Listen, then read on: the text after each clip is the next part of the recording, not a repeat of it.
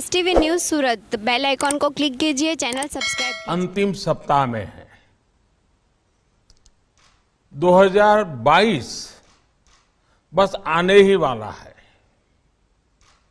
आप सभी 2022 के स्वागत की तैयारी में जुटे हैं, लेकिन उत्साह और उमंग के साथ ही ये समय सचेत रहने का भी है। आज दुनिया के कई देशों में कोरोना के नए वेरिएंट ओमिक्रॉन की वजह से संक्रमण बढ़ रहा है। भारत में भी कई लोगों के ओमिक्रॉन से संक्रमित होने का पता चला है। मैं आप सभी से आग्रह करूंगा कि पैनिक न करें। हां, सावधान रहें, सतर्क रहें, मास्क उसका भरपूर उपयोग करें और हाथों को थोड़ी थोड़ी देर पर धुलना, इन बातों को हमें भूलना नहीं है। आज जब वायरस म्यूटेट हो रहा है तो हमारी चुनौतियों का सामना करने की ताकत और आत्मविश्वास भी मल्टीप्लाई हो रहा है। हमारी इनोवेटिव स्पिरिट भी बढ़ रही है। आज देश के पास 18 लाख आइसोलेशन बेड्स हैं, 5 लाख ऑक्सीजन सपोर्टेड बेड्स हैं, 1,40,000 आईसीयू बेड्स हैं। आईसीयू और नॉन आईसीयू बेड्स को मिला दें तो 90,000 बेड्स विशेष तौर पर बच्चों के लिए भी हैं। आज देश में 3,000 से ज्यादा पीएसए ऑक्सीजन प्लांट्स काम कर रहे हैं। 4 लाख ऑक्सीजन सिलेंडर्स देश भर में दिए गए हैं। राज्यों को जरूरी दवाओं की बफर डोज तैयार करने में सहायता की जा रही है। उन्हें पर्याप्त टेस्टिंग किट्स भी मुहैया कराई जा रही है। साथियों, कोरोना वैश्विक महामारी से लड़ाई का अब तक का अनुभव यही बताता है कि व्यक्तिगत स्तर पर सभी दिशा निर्देशों का पालन कोरोना से मुकाबले का बहुत बड़ा हथियार है। और दूसरा हथियार है वैक्सीनेशन। हमारे देश ने भी इस बीमारी की गंभीरता को समझते हुए बहुत पहले वैक्सीन निर्माण पर मिशन मोड में काम करना शुरू कर दिया था। वैक्सीन पर रिसर्च के साथ साथ ही approval processes, supply chain, distribution, training, IT support system, certification पर भी हमने निरंतर काम किया।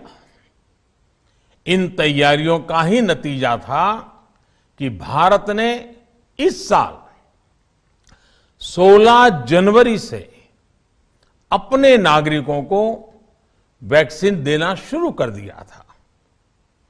ये देश के सभी नागरिकों का सामूहिक प्रयास और सामूहिक इच्छा शक्ति है कि आज भारत 141 करोड़ वैक्सीन डोज के अभूतपूर्व और बहुत मुश्किल लक्ष्य को पार कर चुका है। आज भारत की वयस्क जनसंख्या में से 61% से ज्यादा जनसंख्या को वैक्सीन की दोनों डोज लग चुकी है। इसी तरह वयस्क जनसंख्या में से लगभग 90% लोगों को वैक्सीन की एक डोज लगाई जा चुकी है। आज हर भारतवासी इस बात पर गर्व करेगा कि हमने दुनिया का सबसे बड़ा, सबसे विस्तारित और कठिन भौगोलिक स्थितियों के बीच इतना सुरक्षित वैक्सीनेशन अभियान चलाया। कई राज्य और विशेष तौर से टूरिज्म की दृष्टि से महत्वपूर्ण राज्य जैसे गोवा, उत्तराखंड, हिमाचल जैसे राज्यों ने 100% सिंगल डोज वैक्सीनेशन का लक्ष्य हासिल कर लिया है। आज देश के दूर सुदूर गांवों में जब 100% वैक्सीनेशन की खबरें आती हैं तो मन को संतोष होता है। यह प्रमाण है हमारे हेल्थ सिस्टम की मजबूती का, हमारी टीम डिलीवरी का, हमारे हेल्थ केयर वर्कर्स के डेडिकेशन और कमिटमेंट का, और देश के सामान्य मानवी के अनुशासन और विज्ञान में उनके विश्वास का। हमारे देश में जल्दी ही नेजल वैक्सीन और दुनिया की पहली डीएनए वैक्सीन भी शुरू होगी। साथियों, कोरोना के खिलाफ भारत की लड़ाई शुरू से ही वैज्ञानिक सिद्धांतों, वैज्ञानिक परामर्श और वैज्ञानिक पद्धति पर आधारित रही है। पिछले 11 महीने से देश में वैक्सीनेशन अभियान चल रहा है। देशवासी इसके लाभ भी महसूस कर रहे हैं। उनकी रोजमर्रा की जिंदगी सामान्य हो रही है। आर्थिक गतिविधियां भी दुनिया के कई देशों की तुलना में उत्साहजनक रही हैं। लेकिन साथियों, हम सभी जानते हैं कि कोरोना अभी गया नहीं है। ऐसे में सतर्कता बहुत जरूरी है। देश को सुरक्षित रखने के लिए, देशवासियों को सुरक्षित रखने के लिए हमने निरंतर काम किया है। जब वैक्सीनेशन शुरू हुआ तो उसमें भी वैज्ञानिक सुझावों के आधार पर ही ये तय किया गया कि पहली डोज किसे देना शुरू किया जाए, पहली और दूसरी डोज में कितना अंतराल हो, स्वस्थ लोगों को कब वैक्सीन लगे, जिन्हें कोरोना हो चुका है उन्हें कब वैक्सीन लगे, और जो कोमॉर्बिडिटी से ग्रस्त हैं उन्हें कब वैक्सीन लगे। ऐसे निर्णय लगातार किए गए और ये परिस्थितियों को संभालने में काफी मददगार भी साबित हुए हैं। भारत ने अपनी स्थिति परिस्थिति के अनुसार भारत के वैज्ञानिकों के सुझाव पर ही अपने निर्णय लिए हैं। वर्तमान में ओमिक्रॉन की चर्चा जोरों पर चल रही है। विश्व में इसके अनुभव भी अलग अलग है, अनुमान भी अलग अलग है। भारत के वैज्ञानिक भी इस पर पूरी बारीकी से नजर रखे हुए हैं, इस पर काम कर रहे हैं। हमारे वैक्सीनेशन को आज जब 11 महीने पूरे हो चुके हैं तो सारी चीजों का वैज्ञानिकों ने जो अध्ययन किया है और विश्व भर के अनुभवों को देखते हुए आज कुछ निर्णय लिए गए हैं। आज अटल जी का जन्मदिन भी है, क्रिसमस का त्योहार भी है, तो मुझे लगा कि इस निर्णय को आप सबके साथ साझा करना चाहिए। साथियों, 15 साल से 18 साल की आयु के बीच के जो बच्चे हैं, अब उनके लिए देश में वैक्सीनेशन प्रारंभ होगा।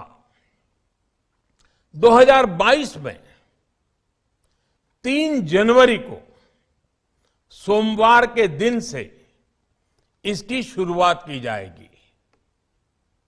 ये फैसला कोरोना के खिलाफ देश की लड़ाई को तो मजबूत करेगा ही, स्कूल कॉलेजों में जा रहे हमारे बच्चों की और उनके माता पिता की चिंता भी कम करेगा। साथियों, हम सबका अनुभव है कि जो कोरोना वॉरियर्स हैं, हेल्थ केयर और फ्रंटलाइन वर्कर्स हैं, इस लड़ाई में देश को सुरक्षित रखने में उनका बहुत बड़ा योगदान है। वो आज भी कोरोना के मरीजों की सेवा में अपना बहुत समय बिताते हैं।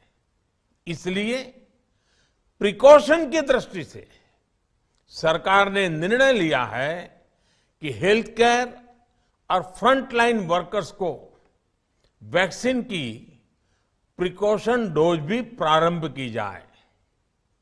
इसकी शुरुआत 2022 में 10 जनवरी सोमवार के दिन से की जाएगी।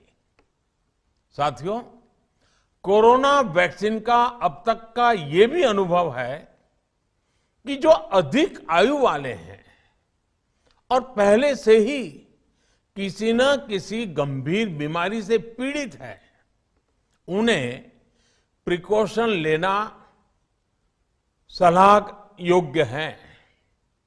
इसको ध्यान में रखते हुए 60 वर्ष से ऊपर की आयु के कोमॉर्बिडिटी वाले नागरिकों को उनके डॉक्टर की सलाह पर वैक्सीन की प्रिकॉशन डोज का विकल्प उनके लिए उपलब्ध होगा।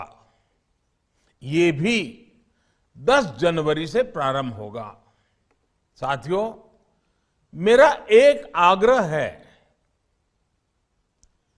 कि अफवाह, भ्रम और डर पैदा करने के जो प्रयास चल रहे हैं, उनसे बचना चाहिए।